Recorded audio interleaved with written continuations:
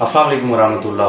आप लोगों की परवोर फरमाइश पर मुझे वीडियो रिकॉर्ड करने जा रहा हूँ मैं, क्योंकि बहुत सारे कमेंट मुझे आए थे। मैंने बेसिक की तो वीडियो रिकॉर्ड की थी, स्क्रीन रिकॉर्ड की थी, तो फिर मुझे अब ये रिकॉर्डिंग खुद करनी पड़ी है, क्योंकि अब बहुत सारे स्टूडेंट बच्चे ऐसे हैं जो मुझे पर्सनल में मैसेंजर पे मैसेज करके मुझसे पूछ रहे हैं, सर मेरी तो 35 स्पीड है, सर मेरी तो 48 स्पीड है, मेरी 48 स्पीड से ऊपर नहीं जा रही।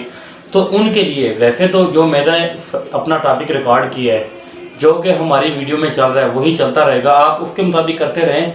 तो मैं आपको कुछ इंपॉर्टेंट टिप देने लगा हूँ, वो टिप जिनसे करके आपको शॉर्ट हैंड में बहुत फ़ायदा होने वाला है।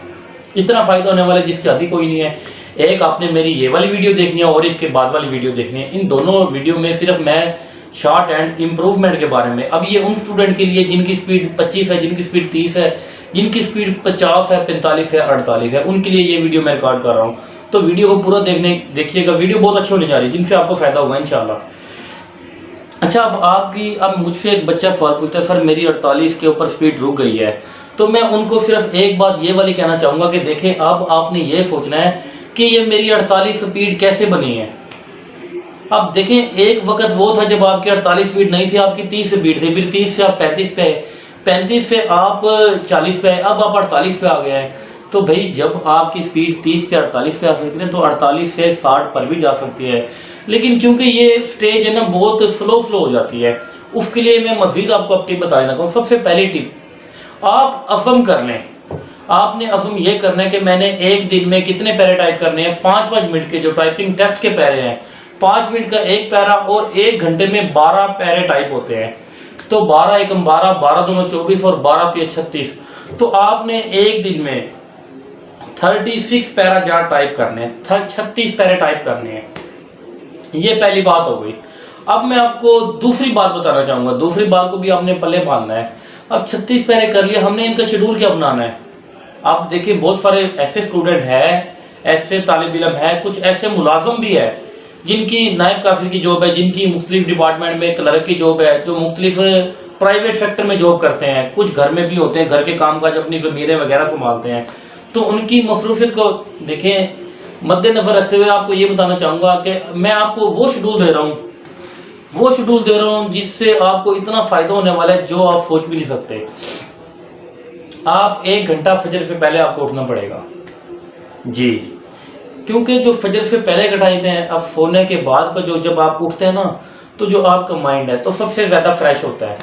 इससे अच्छा टाइपिंग करने का कोई टाइम नहीं है। फजर से आप 1 घंटा पहले ऐसे उठें जैसे, अब मैं आपको एज्यूम करता हूँ, आजकल तो जमात हो रही 4:50, मैं एज्यूम करता हूँ कि आपकी आजकल 5 बजे जमात हो रही है। तो आपने कब उठना है, आपने उठना है 4 बजे भी नहीं उठना, 4 बजे नहीं उठना, आपने उठना है 3:30 बजे।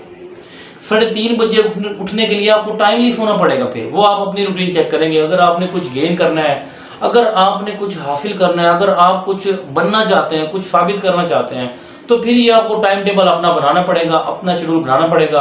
आप 3:30 बजे उठेंगे, 3:30 बजे उठने के बाद आप अलार्म बंद करेंगे, फिर आप मिसवाक करेंगे, फिर आप वज़ू करेंगे, फिर आप कोई भी दुरूद पाक पढ़ेंगे 5-10 मिनट। उसके बाद आप 3:45 बजे, 15 मिनट मैंने आपको वॉशरूम जाने के दे दिए, मिसवाक करने के, ब्रश करने के, वज़ू करने के, दुरूद पाक पढ़ने के। 15 मिनट के बाद आप अपने कंप्यूटर पर अलहदा जो रूम में पड़ा है या कहीं भी पड़ा है, उसको ऐसी जगह एडजस्ट करेंगे जहाँ दूसरे डिस्टर्ब नहीं हो।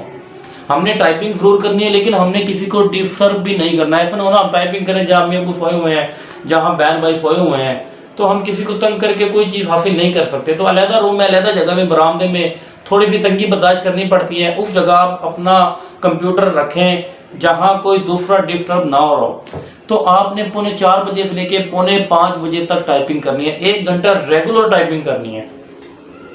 और फिर आपने नमाज पढ़नी है। नमाज पढ़ने के बाद नमाज पढ़ने चले जाना, आपने नमाज कुरान पढ़ना है जो भी है। फिर आपने 1 घंटा नमाज कुरान पढ़ने के बाद, एक किस्म का आप 5 बजे नमाज पढ़ने गए हैं, मैं आपको पूरा आधा घंटा देता हूँ। आधे घंटे तक आप नमाज भी पढ़ें, आप कुरान मजीद की तिलावत भी करें, घर आप घी भी ला के दे, दही भी ला के दे, ठीक है। जो ज़रूरी काम, जैसे वालदा ने नाश्ता बनाना होता है, तैयारी करनी होती है, उसके लिए कोई चीज़ नहीं, उनको पानी, उनकी थोड़ी सी हेल्प आउट करवा दी, आधा घंटा बहुत होता है। हेल्प आउट करवाने के बाद आप 5:30 बजे टाइपिंग शुरू करें, 5:30 बजे, और 6:30 बजे तक टाइपिंग करें। फिर आपने 1 घंटा रेगुलर टाइपिंग करना है। अब समझो 7 बज गए हैं आपको टाइपिंग करते हुए, आधा घंटा वैसे ही बंदा सुस्ती वगैरह कर लेता है, 1-2 मिनट देख लेता है।